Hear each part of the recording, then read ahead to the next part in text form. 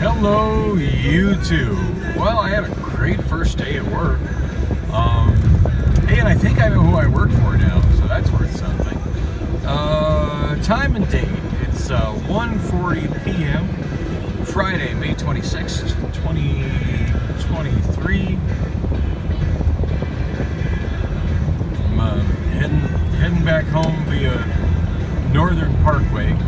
I just started driving a little bit ago as far as on the drive home, but as much problem as I had yesterday with my iPhone overheating, I figured I should drive a little bit and a little airflow through the car and give time for the air conditioning to kind of cool off the inside of the car before I started recording.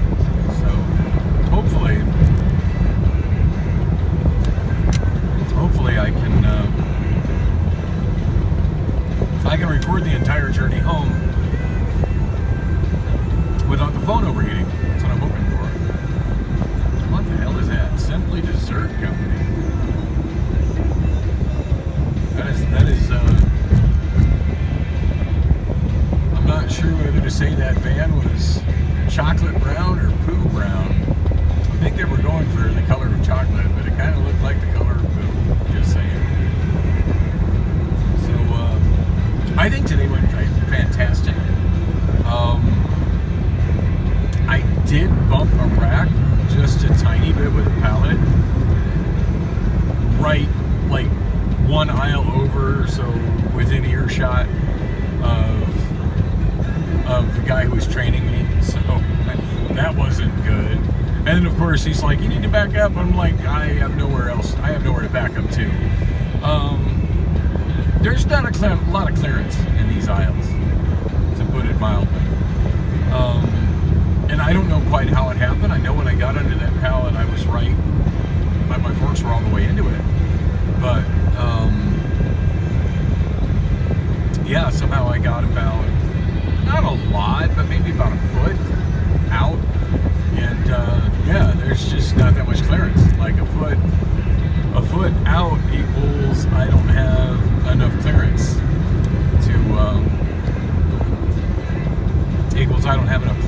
to back up and raise my forks to get the pallet over the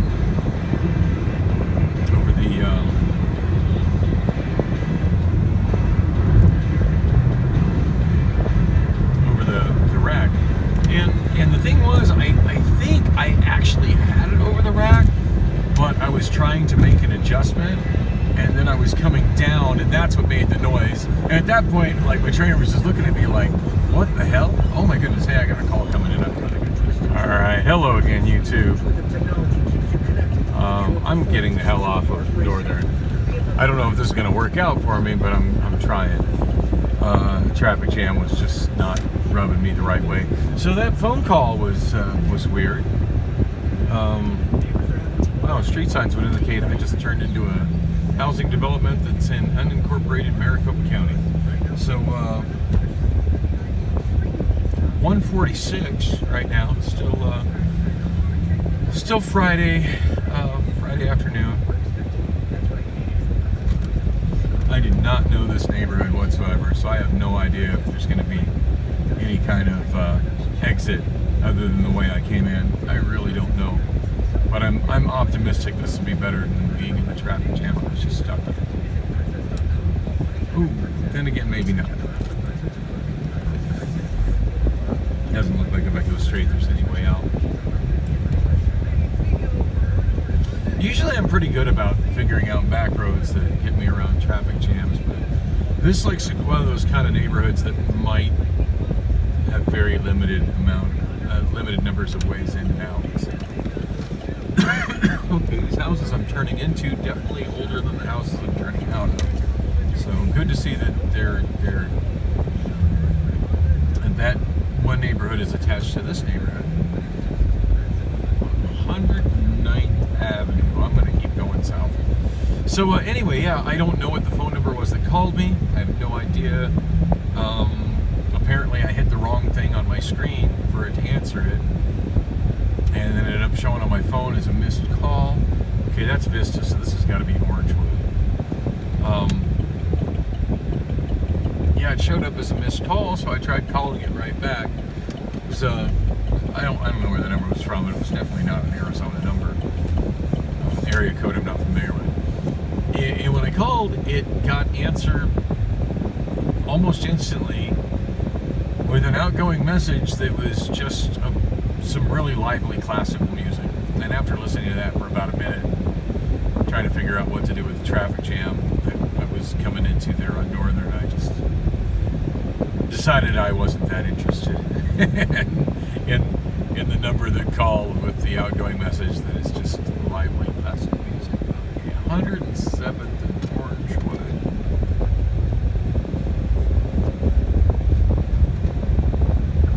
You know, now when I make these little diversions like this in areas I'm not thoroughly familiar with, sometimes it doesn't work out, but at least I learn some more streets. So.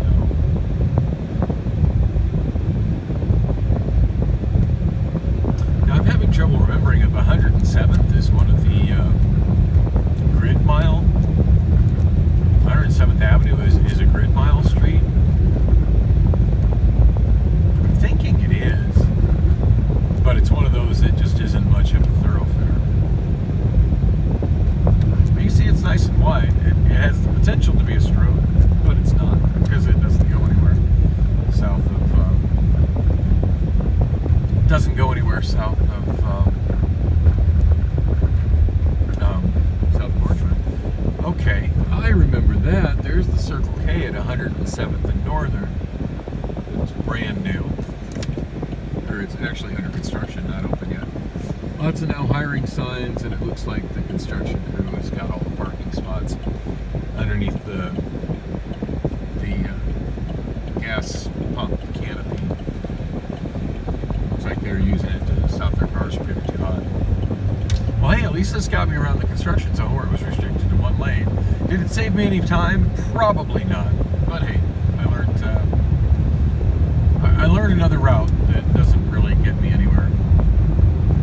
I'd have to look at that on Google Maps when I get home just to see. I was kind of skeptical that it would get me through to Glendale Avenue, but it would have been cool if it did. Anyway, so yeah, that was a weird diversion. Both the phone call in, the traffic jam, and the little route through the neighborhood. Aha, that's what I thought it was near. Glen Harbor Boulevard. Now that will get me down to Glendale. It runs at a funny angle because it parallels the Glendale Airport runway. Alright, my phone is sitting in a funky angle. I'm trying to fix that.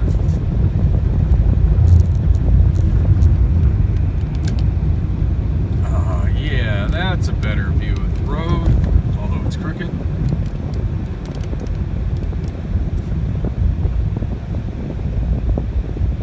Crossing the Agua Fria River right now, which, like most Arizona rivers, or at least most rivers in this part of Arizona, has no water in it.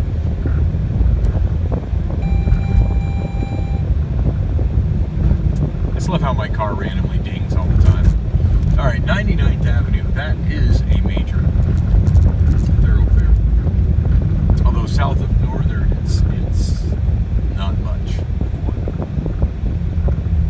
But yeah, north of Northern, it's pretty significant. Alright, now I'm in this shopping development there on the left. I don't know what it's called. Oh yeah, I can see the sign. It's called Park West. Anyway, that's where Fleming's is, or at least used to be, where I used to host their Christmas party. So yeah, I wasn't going to talk about that. I was going to talk about work today. So I know I had at least 2 videos yesterday where I was talking about the difference in controls between the Raymond forklifts that I was driving today and drove a little bit yesterday, and the Jungheimer forklifts that I'm used to. You know, it's hard to say that one's better than the other. Honestly, I feel like the Jungheimer is better, but that's because I'm more used to it. There's certainly a lot of features in the Jungheimer that makes it easy easier for the driver. Particularly, there's a display in the dashboard that shows you exactly which way your wheel is facing. That way, if you take off forward or backward, it shows you what direction your forklift is going to move. Because you can't see your wheels, and sometimes you just got to adjust your wheels while you're stopped to do certain maneuvers. And I don't think the Raymond has any such indication. You just kind of use the force. Wow, that is a trippy looking Carl's Jr. there on the left. Yeah, you just kind of use the force. I didn't have any problem whatsoever. I mean, at any point in time where I wasn't 100% certain what direction my wheels were facing, I just tapped the stick just a little bit to see which way I moved, and didn't move enough to cause any problem. Just enough to feel, okay, I'm facing that way. Make a quick adjustment, tap it again, go. It's just fine.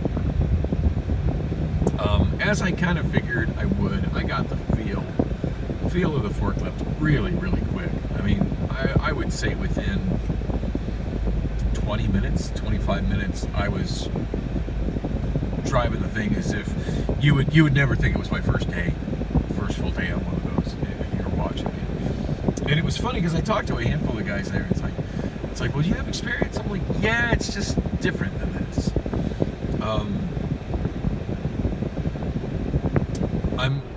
What I've been doing for the most part for Amazon is loading and unloading trucks. Now, granted, I was moving pallets around quite a bit when I was doing the pallet receive, and that was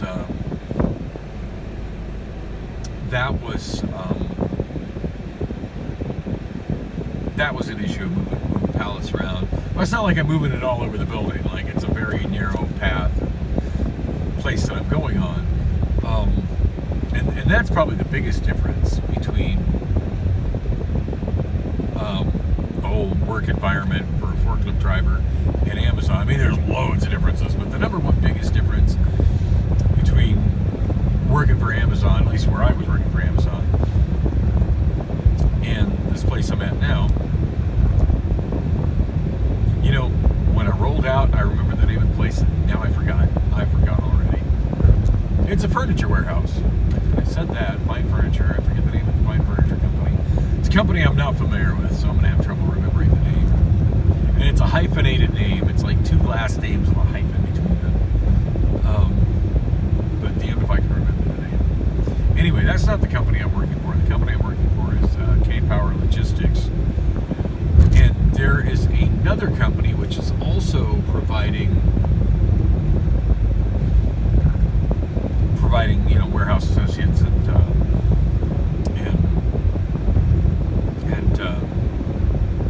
forklift operators.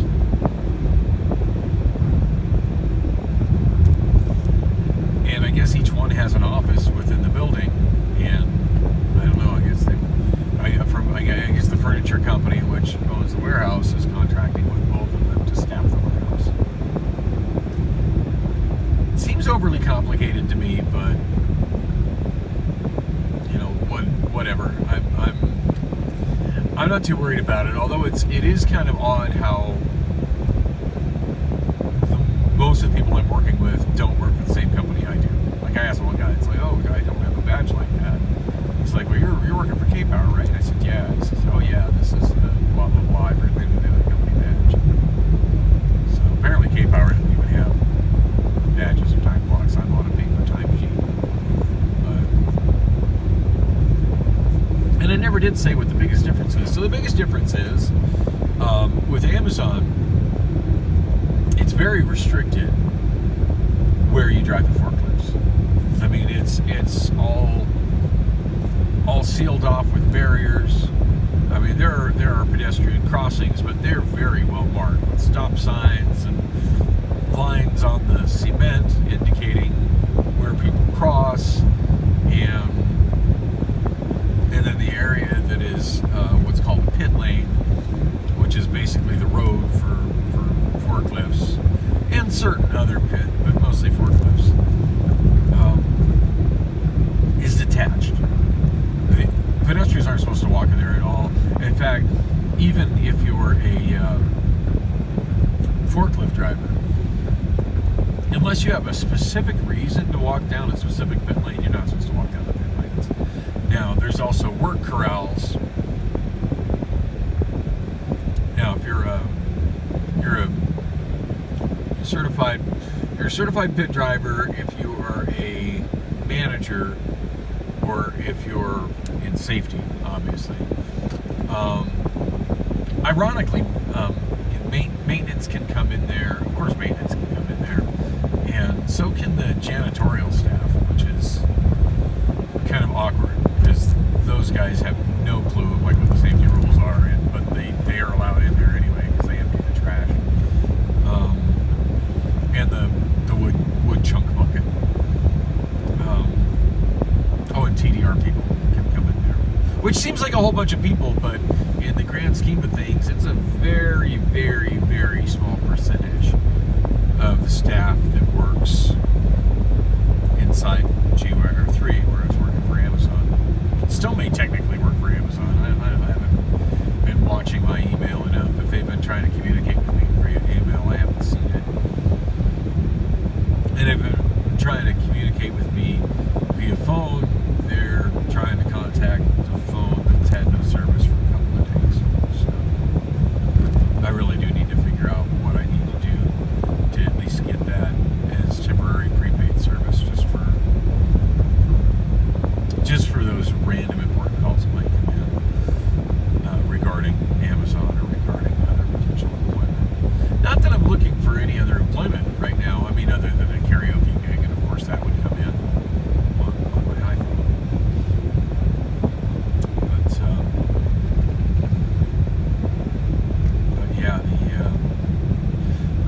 So that's how it is at Amazon. Forklifts are very much in a very specific place. Generally speaking, nobody else goes into those areas. There's no such safety barriers.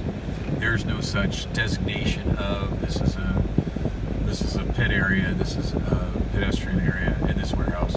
It's just an open warehouse, and there's numerous forklifts.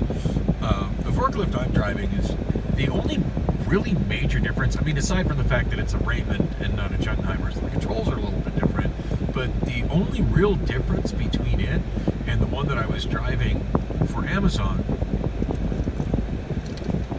aside from all the dumbed down, the fact that the speed is dumbed down, slowed down, regulated, it's governed at 2.9 miles per hour. These Raymonds are not governed at all. They are wicked fast when you go full speed at it. I don't know how fast. So the Jungheimer's just got a lot of features that the Raymond doesn't.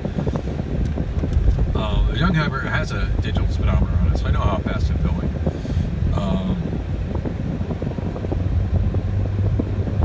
The Raymond does not. So I don't know how fast I'm going. All I know is that it feels fast. And to be honest, it might be all of maybe 7 miles per hour, but when you're used to going a little less than 3 miles per hour, 7 feels wicked fast. I'll tell you this, it goes faster than I can run. So and I can run fairly fast, so put that into perspective. And it can go from a dead stop to that speed almost instantaneously. Now, obviously, I'm not going that speed very often. Pretty much the only time I'm going that speed is if I'm alone in an aisle and I can see the length of the aisle that there's nobody else in that aisle. Then I'm gonna go full speed. I haven't been told that I'm not allowed to do that. I look at it this way: if they had a problem with me going that fast, they'd have a governor on their forklifts the way that Amazon does, and they don't. So now, whenever I'm entering an area where there's pedestrians or there's other anything, cross traffic, I'm tired. I slow way down, and I guess I've just got the Amazon safety protocols so ingrained in me that other people are looking at me like I'm nuts. But yeah, when somebody's coming in the direction, generally speaking, I come to a dead stop and I wave them through, and they're looking at me like, "What's your problem?" And I'm just like, "Sorry, that's the other warehouse I work at. That's the procedure. You don't do forklifts don't pass each other with both of them moving at the same time. One yields to the other until it's passed, and then the other one goes." In fact, my trainer, numerous times, like I'd kind of flag him over to me, and he would be going coming directly at me in the forklift. And that's another thing. Like that's a surefire way to lose your privileges in Amazon. You don't ever head directly at a pedestrian. Like if somebody waves you over to talk to them, you can ride towards them, but you don't ride directly at them, if that makes sense. Like you aim for a space that's, a good solid, well, I mean, 8 feet is the distance, the minimum distance between a forklift and, per safety rules in Amazon, between a forklift and a pedestrian. So generally speaking, I'm aiming at a space that's over 8 feet to one side of them or another, where there is a cone or a pallet where I can properly park my forklift and put my forks. Yeah, they have no such parking procedures either. You just park, kind of wherever. But yeah, he would come right at me, and my eyes would just get huge, and I'm like stepping to the side, and he's looking at me like, "What are you doing that for?" And I didn't even try to explain it. Like nobody wants to hear my Amazon-isms. That's pretty obvious, but I mean, other than some people are curious, like what it is I'm doing, where there's some things where I'm like really slowing way down, and I'm like pie-eyed, and seem a little nervous doing it. I mean, I'm doing fine, but like clearly it's taken me more effort. Whereas other times I'm just zipping around on the forklift like it's my normal mode of transportation, because kind of it is. So someone like curious, like obviously you got a bunch of forklift experience, like what were you doing? And I'm like, yeah, I've never worked with racking before. But I stack pallets, and I've down stacked pallets, and I've bound pallets to each other. So I'm used to going up around that high. I'm just not used to all the obstacles that are involved.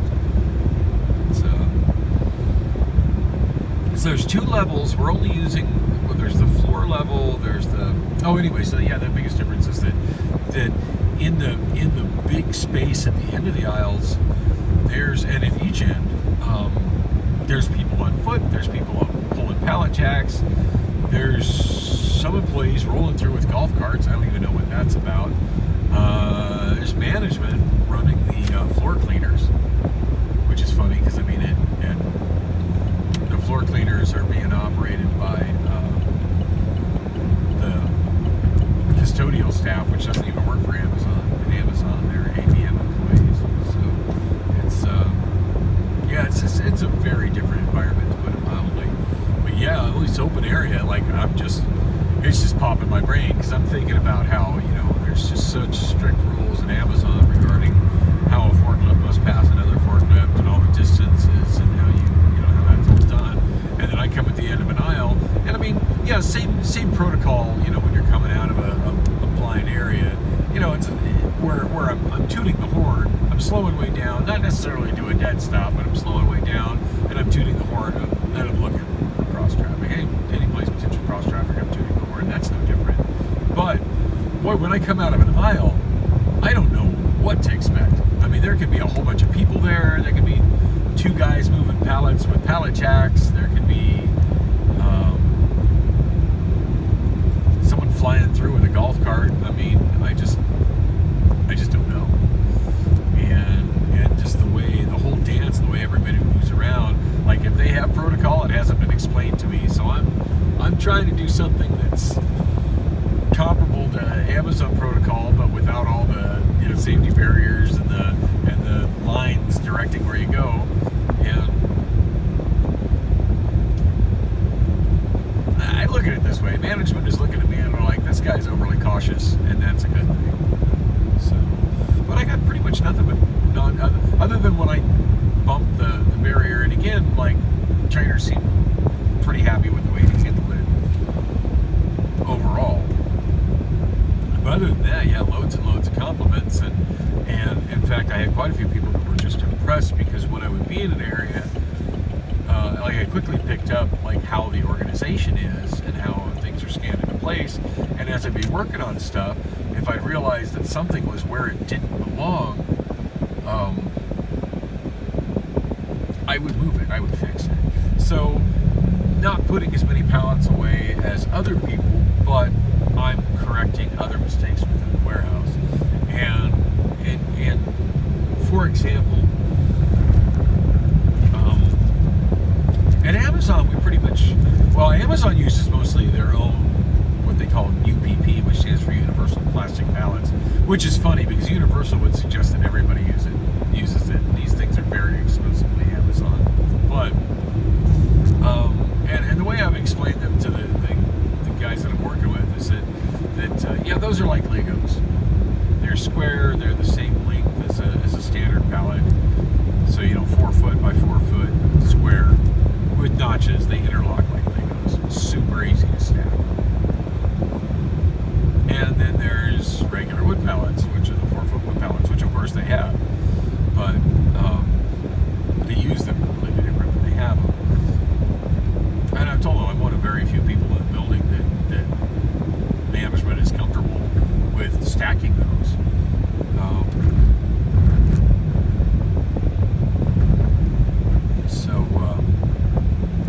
On that note, they're not stacking them there. In fact, nothing is bound to any pallets there, and that's a little freaky for me.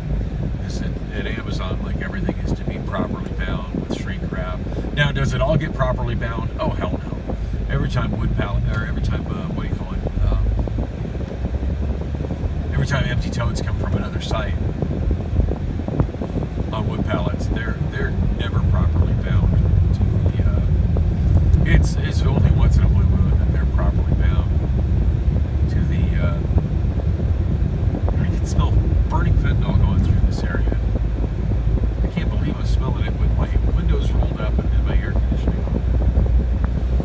on. Anyway,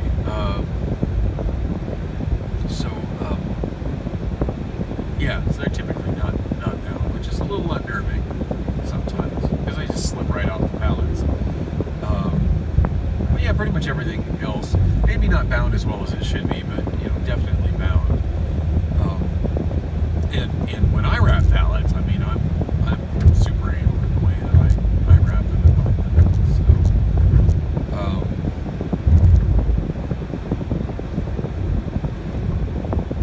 anyway,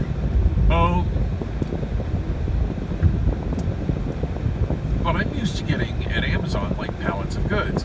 Like we'll get pallets of things from the manufacturer, like a lot of stuff from Procter & Gamble and from other major companies, where it's a full pallet of a specific item, and they're all a bunch of boxes neatly stacked, and then they're wrapped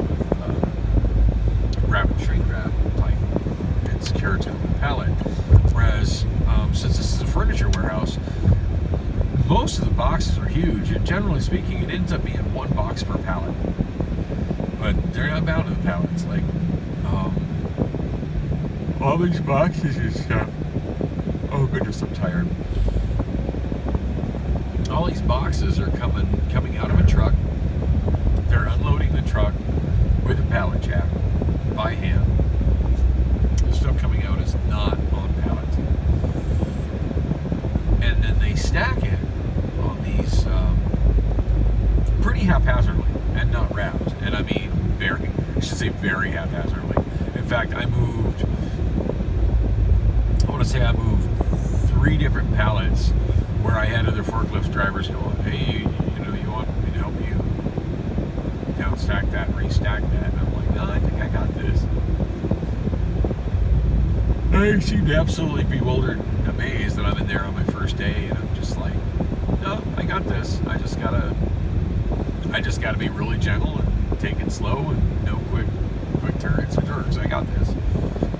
And I did. And in fact, I had one person tell me that was absolutely the worst stack pallet they've ever seen working there. It was chaotic. Like, so the pallets are like 8 feet long. They're double length pallets, 8 feet long, 4 feet. Actually, like 3.5 feet wide. 3 feet wide, something like that. They're not as wide as they're long. I mean, even the standard ones are 4 foot long, but these ones are like 8 foot long. And they're just empty pallets. So they're put just as many boxes as they can cram, as high as they can do it, and balance it Jenga style. And this would have these long boxes that were turned with, half the box hanging off each side of the pallet, just kind of haphazardly balance on each other. And then they've got them next to other ones where I'm trying to pull it out, but I'm trying to also not hit the pallets that are being as chaotically stacked next to it. So yeah, I got a lot of compliments on that. It's like wow, that was impressive. But again, like it didn't take me long to get comfortable with the controls, and the most important thing at that point is just being gentle. Damn, I'm all the way down at 19th Avenue already. Wasn't really paying attention to where I was at. I should be turning right here. That's alright. I'll take that little back road I get for when the right turn lane is super backed up. I forget the name of it.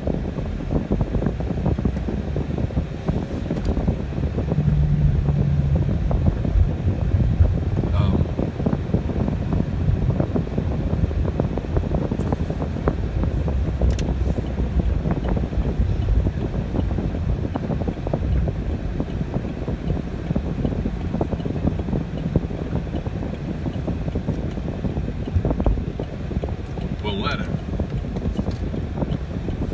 Oh, well, I forgot that this was Valletta. Yeah, sometimes going this one block out of the way gets me around a lot of traffic. I don't think it really did today, but hey, at least it compensated well for a turn that I missed.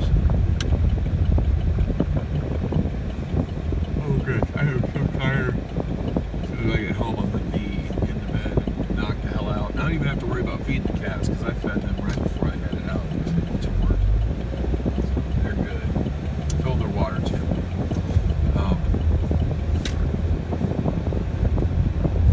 Anyway, so yeah, they're unloading. The guys that are unloading the trucks, they're unloading them by hand with pallet jacks, and they're just piling that stuff haphazardly on there. Now they all have a certain type of label on them. I don't know what the hell this type label is called, but I do know what barcode I need to scan, and I kind of know what I'm looking for as far as which label to use. Anyway, they put a couple marks on it, which is kind of funny because it's like a circle and a check mark. I don't know. For me, and it's just me being kind of as literal and pedantic as I am, which is kind of a symptom of being on the spectrum. To me, a circle, that's a geometric shape. It is a circle. I'm not thinking of a really good way to describe a circle, but yeah, something that is absolutely perfectly round. From the center point, the radius to all edges is exactly the same. You know, a circle. Everybody knows what a circle is, right? Well, apparently the guy training me doesn't know what a circle is, because he said, look for the circle. And what he was gesturing at, I'm looking for the circle. I'm not seeing a circle. I'm like, oh, you mean that scribble? He looked at me like I was being a smartass, but I wasn't being a smartass. I was looking for a circle. I didn't see a circle. What I did see as a scribble was most definitely not a circle.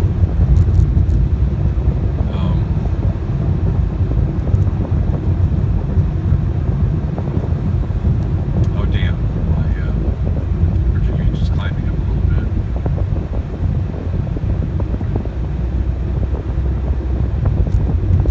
Not bad climbing up, but climbing up nonetheless.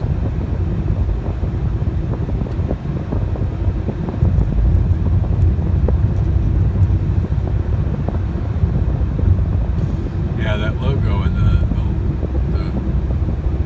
left side of that blue van up in front of me, that's a circle. There's a blue circle there. Yeah, what I was looking for, but eventually I got the hang of what these scribbles look like, because they're not very consistent. Certainly don't look like circles to me.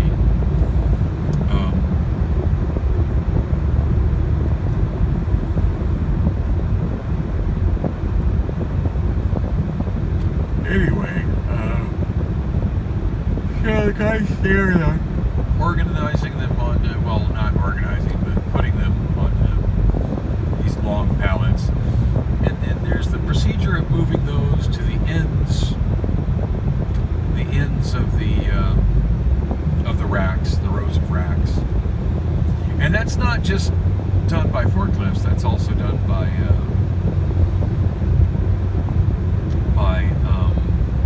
the guys with the pallet jacks as well.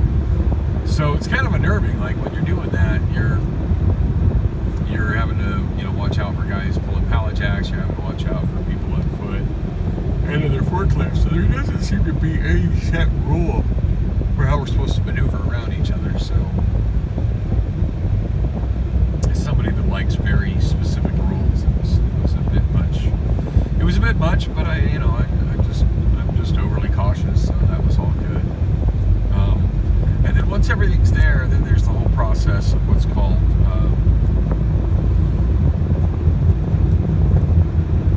I forget what the hell the process is called, but basically you're taking stuff off of those piles.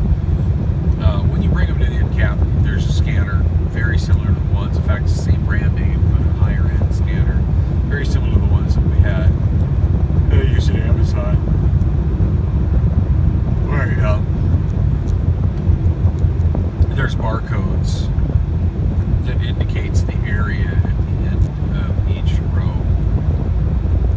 So when you move one of those big pallets over, every single box that's on it needs to be scanned to the end of the area, which is again not really different from how pallet receiving was handled over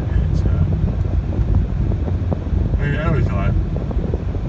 Or again, I'd scan it into whatever loading zone it went into, or if it went into certain staging areas, I'd scan it into those staging areas until eventually it got scanned into the truck. So same kind of thing with the product, except here I'm scanning the actual product as opposed to scanning a pallet, but pretty much each pallet only gets one product on it. There is an exception, and it has to do with two items having identical destinations and looking like identical boxes, which I never had that happen. Oh my goodness, I am so tired. I'm not sure how long I've been awake or how few hours of sleep I'm running on, but it's not enough. But hey, at least I stayed completely alert the entire time I was on the forklift, and I'm almost home.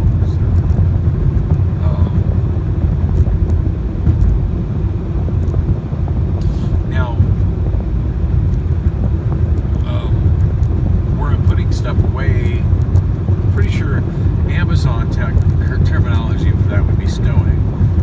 Now, the center I work at doesn't have stowing, so it's kind of a non-issue. But I've been in the Amazon FC subreddit so much, like I understand the whole concept of stowing and picking. Well, that's going on, and for the most part what I was doing was stowing. Call it something different, but that's what I was doing. I was taking stuff that came in and I'm putting it to where it's going to be put away. There's 3 levels on the racks. There's actually like 6 or 7 levels on those racks. Those racks are insanely tall, but 3 levels currently that we're using.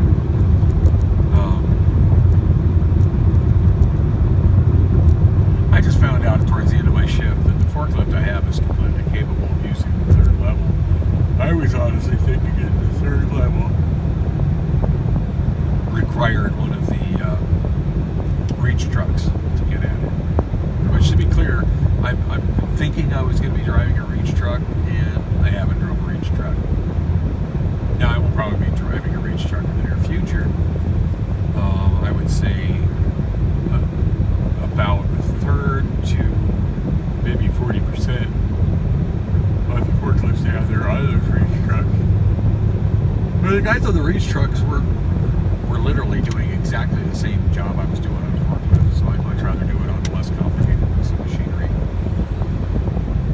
Oh, the other difference, which I'm sure I mentioned yesterday, because we use those long pallets, I've got extra long forks. So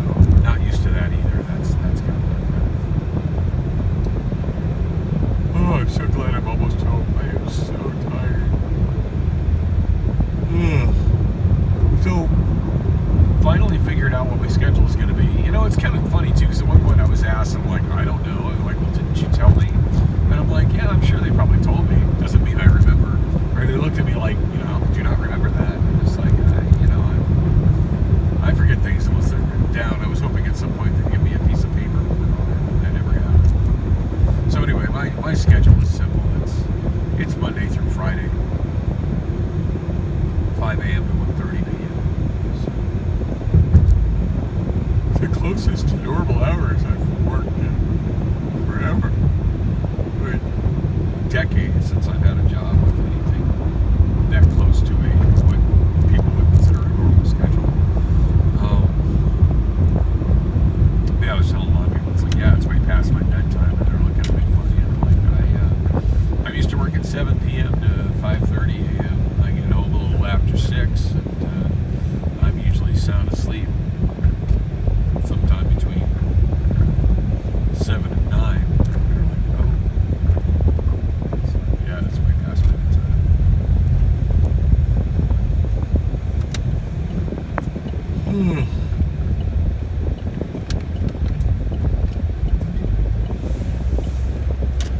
I might have to wrap this up now, although I think the talking is probably helping me keep awake. Anyway, at one point he asked if I wanted to learn how to do picking, and I'm just like, no, why don't you just let me kind of master what I'm doing right now? I think you give me too much to learn at once, and I won't really get solid in any of it. And what I was doing in Taurus, it's not called stowing, but it's functionally stowing. It's putting things away, putting all the boxes away.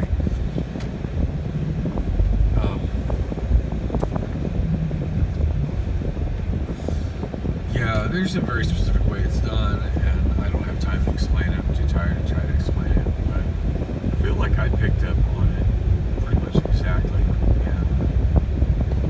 Apparently a lot of other people are not picking up on it because like I said, I'm regularly finding people putting things where they didn't belong and moving them where they didn't belong. The most notable example, and I was going to mention it, I was going to say it, I think I got sidetracked at some point, but so anyway, yeah, we've got regular standard pallets which are 4 feet long, and then we've got these double link pallets which are 8 feet long. Well, we've got matching racks as well. We've got racks with 4-foot shelves and racks with 8-foot shelves, and only supposed to put 4-foot pallets on the 4-foot shelves and 8-foot pallets on the 8-foot shelves. But at one point we ran out of work to do, and the guy who was training me was like, well, why don't you see if you can consolidate stuff down? He was mentioning things to look for. I was like, well, what if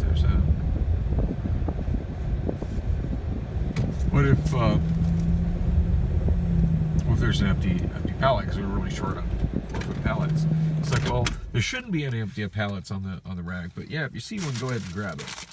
Well, I thought I saw one. I went to grab it and pull it down, and I noticed it was moving the pallet in front of it, and I'm just like, wow, I don't think I'm doing anything wrong to cause that. But when I moved it again, I'm thinking, well, I better not knock it off the rack off the other side.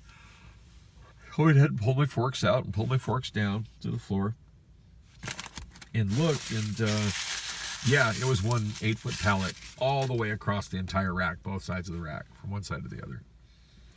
Yeah, it's not supposed to be like that. And at that point, I couldn't find the trainer, and I would look for him, and I ran into another more experienced forklift driver, and I mentioned that to him. It's like I'm assuming I should take that down from there. He's like, oh yeah, definitely, you should sort that stuff out where it goes. Anyway, I could talk at length about my first day, but I'm finally home. I gotta go to bed. Thanks for coming with on the drive. That was a hell of a drive home. I'm not sure how long I'm going to be able to handle this commute, but I'm so far so good. It's a pretty damn good job, even if it is so a little farther from home than I would like it to be.